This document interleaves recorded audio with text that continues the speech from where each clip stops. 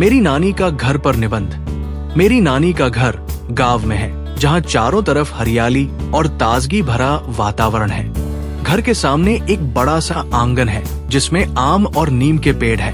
आंगन में अक्सर पक्षियों की चहचहाहट सुनाई देती है, जो वहां के वातावरण को और भी जीवंत बना देती है। बचपन में मैं गर्मी की छुट्टियों में नानी के घर जाया करता था। जैसे ही स्कूल की छुट्टियां होती, मैं मम्मी पापा से नानी के घर जाने की जिद करता।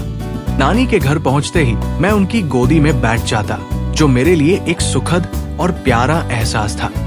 नानी का प्यार और स्वादिष्ट पकवान, नानी के हाथों का खाना मुझे आज भी याद है। उनके हाथों से बनी खीर, पूड़ी और आलू के पराठे का स्वाद ऐसा था जिसे शब्दों में बयां कर पाना मुश्किल है।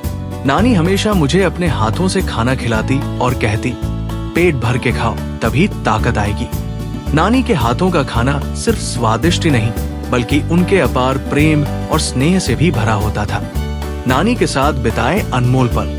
नानी के घर जाते ही शैतानियों का दौर शुरू हो जाता था। हम कभी दीवार पर चढ़ते तो कभी आंगन में दौड़ते भागते।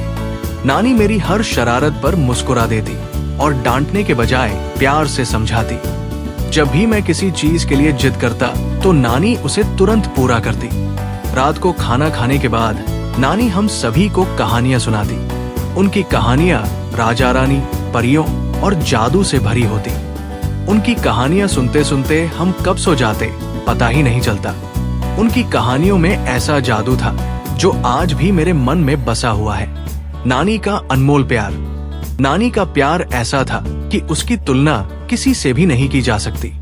मम्मी पापा की डांट या सख्ती नानी के घर जाने के बाद रफू चक्कर हो जाती, क्योंकि नानी के सामने किसी की एक न चलती। उनके पास बैठकर हम सबका मन बहुत खुश रहता। नानी हमेशा हमें अच्छे संस्कारों की बातें बताती और हमें जीवन के अहम पाठ सिखाती। निष्कर्ष, नानी का घर मेरे बचपन की यादों का वो खजाना है जिसे मैं कभी नहीं भूल सकता। वहां बिताए गए पल मेरी यादों में हमेशा रहेंगे। नानी का प्यार, उनकी कहानियां और उनके हाथों का खाना मेरे बचपन की सबसे अनमोल यादें हैं। नानी का घर मेरे लिए एक ऐसी जगह है जहां सिर्फ खुशी, प्यार और अपनापन मिलता है। Like, comment and subscribe.